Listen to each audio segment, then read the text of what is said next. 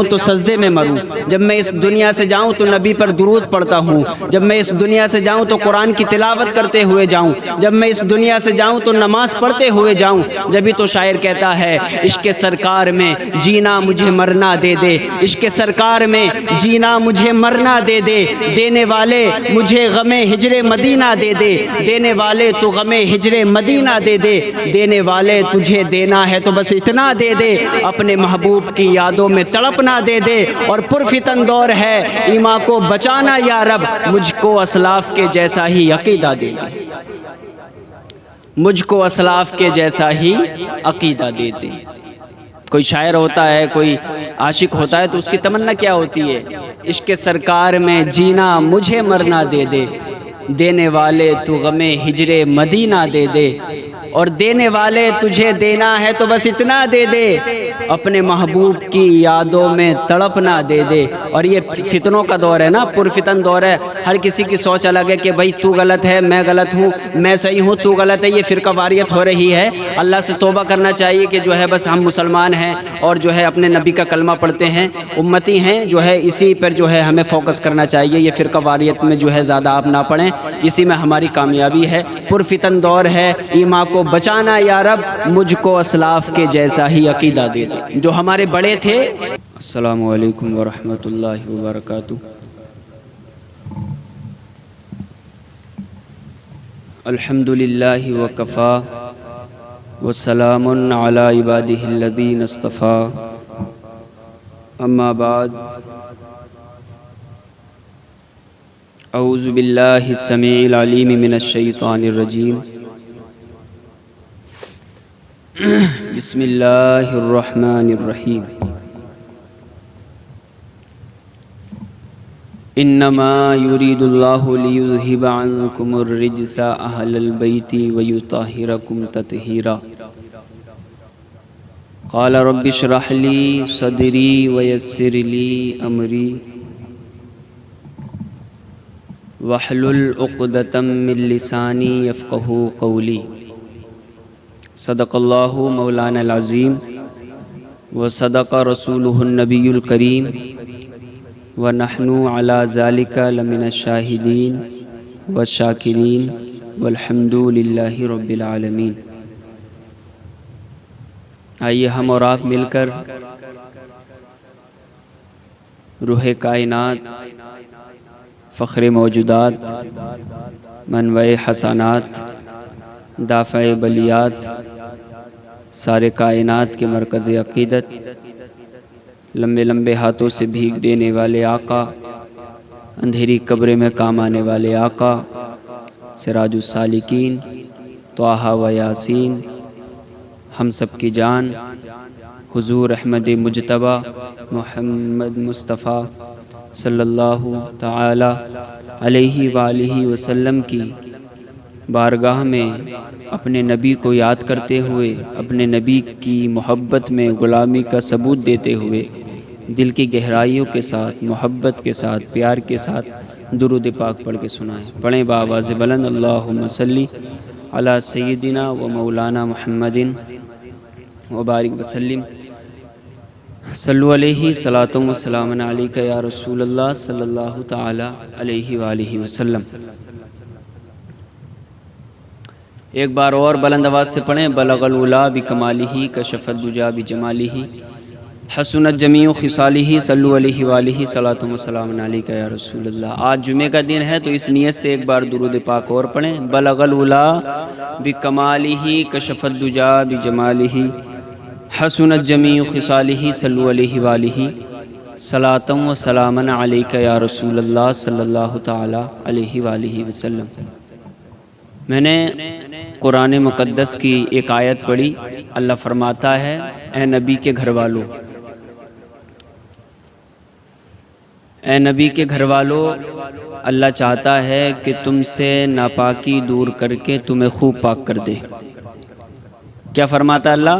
تم سے ناپاکی دور فرما کر کے تمہیں خوب پاک کر دے۔ انما یرید اللہ لیذہب عنکم الرجس اہل البیت ویطہرکم تطہیرا، تمہیں خوب پاک کر دے۔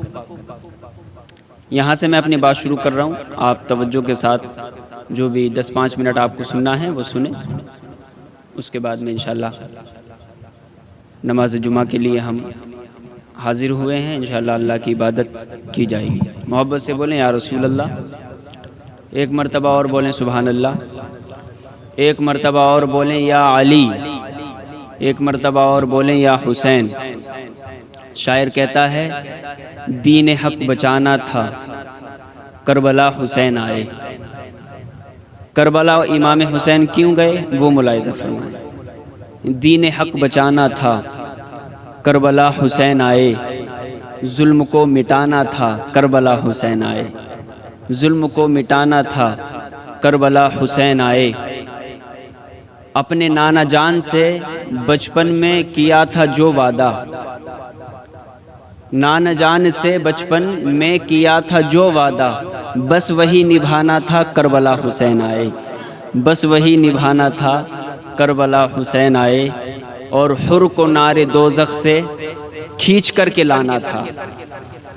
پہلے یہ جناب جو حر ہیں یہ یزیدی لشکر کی طرف سے تھے، تو بعد میں جو ہے امام حسین نے دعا کی تو یہ جو ہے امام حسین کے لشکر کی طرف آ گئے۔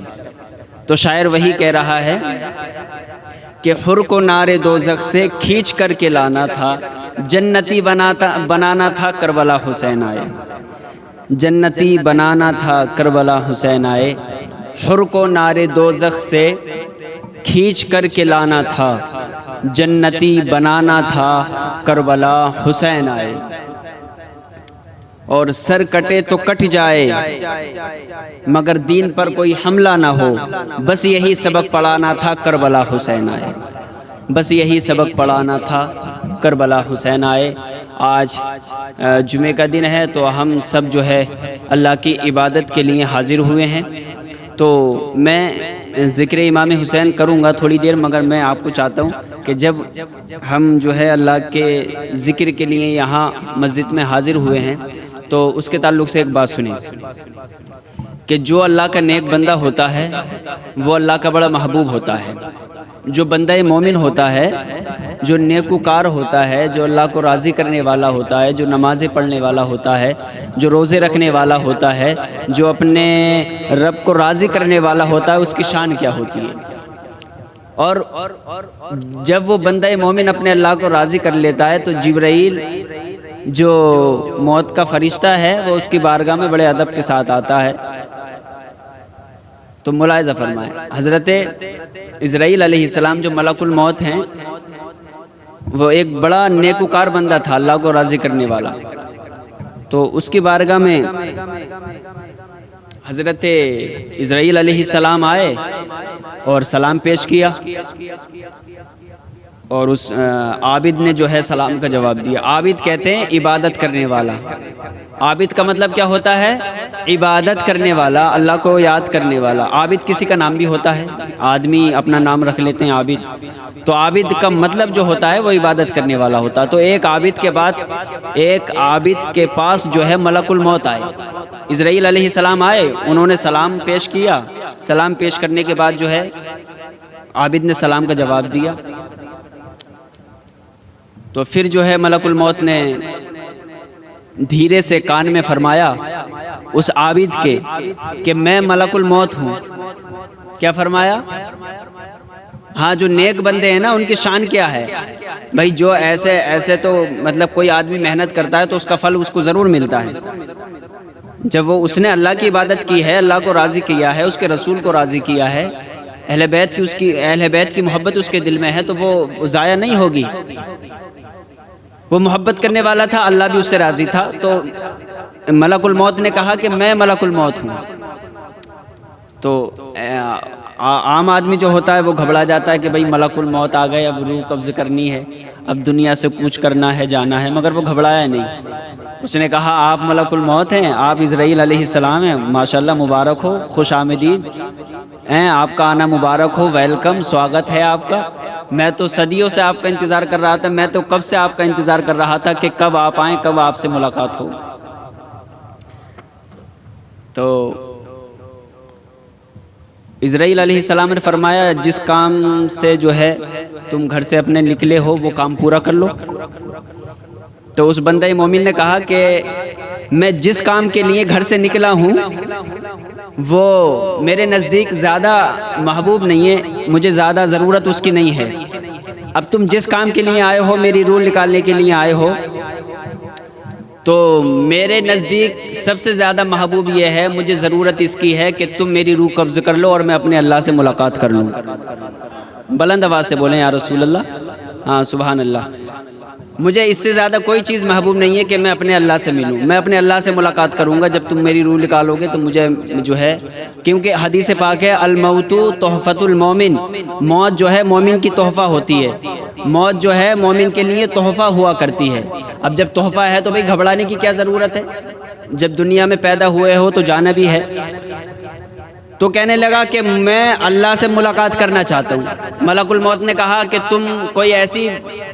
تمہاری کوئی ایسی چوائس ہے، تمہاری کوئی ایسی خواہش ہے کہ تم چاہو کہ میں تمہاری روح اس طریقے سے نکالوں؟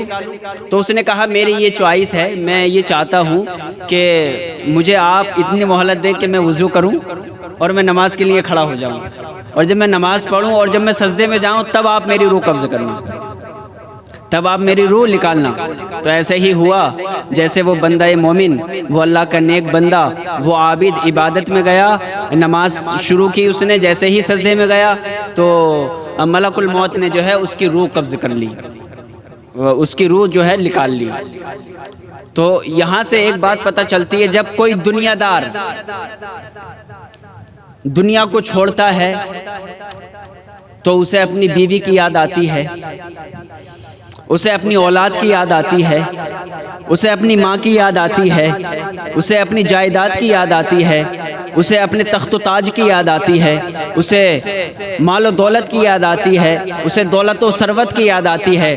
مگر جب کوئی نیک بندہ دنیا سے جاتا ہے، قربان جاؤ اس نیک بندے پر، بندہ مومن پر، جب ایک نیک بندہ اس دنیا کو چھوڑتا ہے تو وہ یہ کہتا ہے کہ یا اللہ جب میں اس دنیا سے جاؤں تو یاد الہی کرتا ہوا جاؤں، جب میں اس دنیا سے جاؤں تو سجدے میں مروں، جب میں اس دنیا سے جاؤں تو نبی پر درود پڑھتا ہوں، جب میں اس دنیا سے جاؤں تو قرآن کی تلاوت کرتے ہوئے جاؤں، جب میں اس دنیا سے جاؤں تو نماز پڑھتے ہوئے جاؤں. جبھی تو شاعر کہتا ہے عشق سرکار میں جینا مجھے مرنا دے دے، عشق سرکار میں جینا مجھے مرنا دے دے، دینے والے مجھے غم ہجر مدینہ دے دے، دینے والے تو غم ہجر مدینہ دے دے، دینے والے تجھے دینا ہے تو بس اتنا دے دے، اپنے محبوب کی یادوں میں تڑپنا دے دے. اور پرفتن دور ہے ایمان کو بچانا یا رب، مجھ کو اسلاف کے جیسا ہی عقیدہ دے دے، مجھ کو اسلاف کے جیسا ہی عقیدہ دے دے. کوئی شاعر ہوتا ہے، کوئی عاشق ہوتا ہے تو اس کی تمنا کیا ہوتی ہے؟ عشق سرکار میں جینا مجھے مرنا دے دے، دینے والے تو غم ہجر مدینہ دے دے، اور دینے والے تجھے دینا ہے تو بس اتنا دے دے، اپنے محبوب کی یادوں میں تڑپنا دے دے. اور یہ فتنوں کا دور ہے نا، پرفتن دور ہے. ہر کسی کی سوچ الگ ہے کہ بھائی تو غلط ہے، میں غلط ہوں، میں صحیح ہوں، تو غلط ہے. یہ فرقہ واریت ہو رہی ہے. اللہ سے توبہ کرنا چاہیے کہ جو ہے بس ہم مسلمان ہیں اور جو ہے اپنے نبی کا کلمہ پڑھتے ہیں، امتی ہیں، جو ہے اسی پر جو ہے ہمیں فوکس کرنا چاہیے. یہ فرقہ واریت میں جو ہے زیادہ آپ نہ پڑھیں، اسی میں ہماری کامیابی ہے. پرفتن دور ہے، ایمان کو بچانا یا رب، مجھ کو اسلاف کے جیسا ہی عقیدہ دے دے. جو ہمارے بڑے تھے، جو اللہ کے ولی تھے، جو صحابی تھے، ان کا جو عقیدہ تھا وہ شاعر نے دعا کی ہے کہ وہی عقیدے کا مطلب ہوتا ہے سوچ فکر تمہاری کیا ہے، وہی جو ہے ہمارے پاس آ جائے. تو امام حسین کے ہم سب غلام بیٹھے ہیں، بولیں یا حسین. ایک مرتبہ اور بولیں یا علی. اللہ کے رسول فرماتے ہیں الحسین منی وانا من الحسین، حسین مجھ سے ہے اور میں حسین سے ہوں. کیا مطلب یہ ہے کہ جس نے حسین سے محبت کی اس نے نبی فرما رہے ہیں کہ جس نے حسین سے محبت کی اس نے مجھ سے محبت کی، اور جس نے مجھ سے محبت کی اس نے اللہ سے محبت کی، اور جس نے اللہ سے محبت کی اللہ نے اس کا ٹھکانہ جنت میں کر دیا ہے. اور پھر نبی فرماتے ہیں کہ جس نے حسین سے بغض رکھا اس نے مجھ سے بغض رکھا، جس نے حسین سے عداوت رکھی اس نے مجھ سے عداوت رکھی، جس نے حسین سے دشمنی رکھی اس نے مجھ سے دشمنی رکھی، اور جس نے مجھ محمد سے دشمنی رکھی اس نے اللہ سے دشمنی رکھی، اور جس نے اللہ سے دشمنی رکھی اللہ نے اس کا ٹھکانہ جہنم میں کر دیا ہے۔ امام حسین کا مہینہ چل رہا ہے، ہمیں تکلیف ہوتی ہے کہ امام حسین کا ذکر جو ہے کھل کر کے نہ بیان کر سکے۔ کیسے ہم امام حسین کے ماننے والے ہیں؟ 800 سال پہلے غریب نواز نے اجمیر کی دھرتی سے کہا تھا شاہ است حسین، بادشاہ است حسین، دین است حسین، دین پناہ است حسین، سرداد نداد دست در دست یزید، حقا کے بنائے لا الہ است حسین۔ یہ فارسی کا شعر ہے، اس کا مطلب کیا ہے؟ اس کا مطلب یہ ہے شاہ است حسین، بادشاہ است حسین۔ غریب نواز فرماتے ہیں کہ شاہ بھی حسین ہے، بادشاہ بھی حسین ہے، دین است حسین، دی پناہ است حسین، دین بھی حسین ہے، دین کی پناہ بھی حسین ہے، سرداد نداد دست در دست یزید، سر دے دیا مگر نہیں دیا اپنا ہاتھ یزید کے ہاتھ میں، حقا کے بنائے لا الہ است حسین۔ حقیقت تو یہ ہے کہ لا الہ کی بنیاد بھی حسین ہے، حقیقت تو یہ ہے کہ لا الہ کی بنیاد بھی حسین ہے۔ تو حسین سے محبت کریں۔ حسین میں کتنے لفظ ہیں؟ امام حسین کے نام میں کتنے لفظ ہیں؟ 4 ہیں، ہاں ہے، سین ہے، یا ہے، نون ہے۔ یہ لفظ کیا بتاتے ہیں ہمیں؟ حسین کا پہلا لفظ کہتا ہے حق والا حسین، حسین کا دوسرا لفظ کہتا ہے سجدے میں سر کٹانے والا حسین، حسین کا تیسرا حرف کہتا ہے یاد خدا میں مست رہنے والا حسین، حسین کا چوتھا حرف کہتا ہے نانا کی امت کو بچانے والا حسین، جس کو کاندھوں پر آقا کھلاتے رہے، جس کو کاندھوں پر آقا کھلاتے رہے، اس حسین ابن حیدر پہ لاکھوں سلام، اس حسین ابن حیدر پہ لاکھوں سلام۔ کہنے سننے کے لیے بہت کچھ ہے، مگر میں یہی دعا کروں گا کہ اللہ تعالیٰ سے میں یہی دعا کروں گا کہ اللہ تعالیٰ تمہیں اور ہمیں پکا سچا اہل بیت کا غلام بنائے، سچی غلامی ہمیں نصیب فرمائے، کیونکہ یہی نجات ہے۔ جنت کے سردار وہ ہیں، ان سے اگر ہم نے جو ہے محبت نہ ہوئی تو یہ جو ہے معاملہ خراب ہو جائے گا۔ اللہ تعالیٰ سے دعا ہے کہنے سننے سے زیادہ عمل کی توفیق عطا فرمائے، اور نبی کے گھر والوں کی سچی غلامی ہمیں عطا فرمائے۔ ہیں تم اس میں درود ابراہیم میں کیا پڑھتے ہو؟ اللہم صلی علی محمد وعلی آل محمد، حضور کی اولاد پر سلام بھیجتے ہو، اور پھر جو ہے تمہارے دل میں حضور کی آل و اولاد کے لیے محبت نہیں ہے۔ اللہ تعالیٰ سے دعا ہے کہ حضور کی آل و اولاد کی محبت ہمارے دل میں پیدا فرمائے، کہنے سننے سے زیادہ عمل کی توفیق عطا فرمائے۔ لا الہ الا اللہ محمد الرسول اللہ۔